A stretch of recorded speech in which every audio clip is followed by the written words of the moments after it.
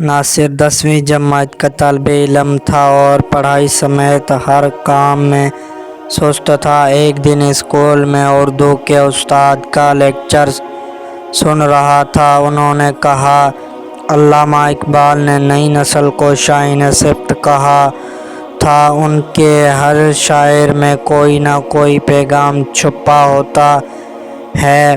ایک شعر میں شاعر مشرقے نے نوجوانوں سے خطاب کیا ہے۔ اس میں بھی ایک نصیحت پوشیدہ تھی۔ اس شعر میں علامہ اقبال اللہ تعالیٰ کے حضور دعا کر رہے ہیں کہ اے میرے اللہ، میری قوم کے سارے نوجوانوں کو میری صبح کے وقت کی وہی فریاد عطا کرنے کی توفیق دے جو تو نے مجھے دی ہے۔ یہ شاہین بچے ہیں، انہیں وہ بال و پر یعنی وہ بازوں اور پروازوں کی وہ قوت عطا کر جن کی مدد سے وہ بلندی پر پہنچ کر کامیابی حاصل کر لیں۔ شاہین جیسی پرواز کے لیے ہمت، جدوجہد، بلند سوچ، محنت، ریاضت درکار ہے اور اس کے لیے قوم کو سستی سے باہر نکلنا پڑے گا۔ یہ سن کر ناصر تو جیسے کہیں کھو گیا تھا۔ نوجوانوں کے لیے علامہ اقبال کی سوچ اور فکر کے بارے میں سوچتا رہا۔ گھر آ کر وہ خلاف معمول خاموش رہا۔ دوپہر کا کھانا کھانے کے بعد وہ سو گیا۔ خواب میں اس کی ملاقات علامہ اقبال سے ہوئی۔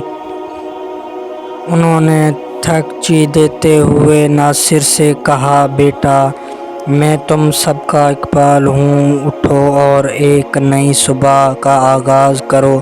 ناصر کی آنکھ کھلی تو اس نے ارادہ کیا کہ وہ اپنے آپ کو اقبال کے فکر کے مطابق ڈھالنے کی کوشش کرے گا۔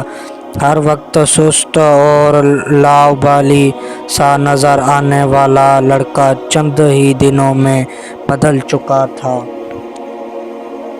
اب وہ صبح صبح اٹھا، نماز فجر ادا کرتا، پھر صبح کی سیر کرتا اور پڑھائی پر بھی توجہ دیتا۔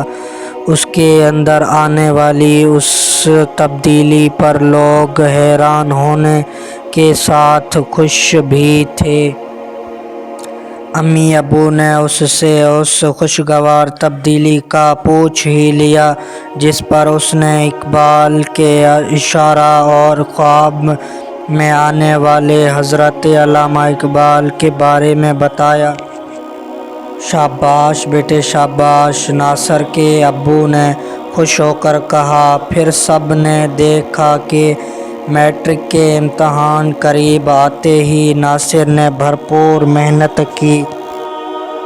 اس کے تمام پرچے بہت اچھے ہوئے۔ 3 ماہ بعد جب اس کا نتیجہ نکلا تو اس نے بہت اچھے نمبر حاصل کیے تھے۔ وہ اپنے اسکول میں دھوم آیا تھا۔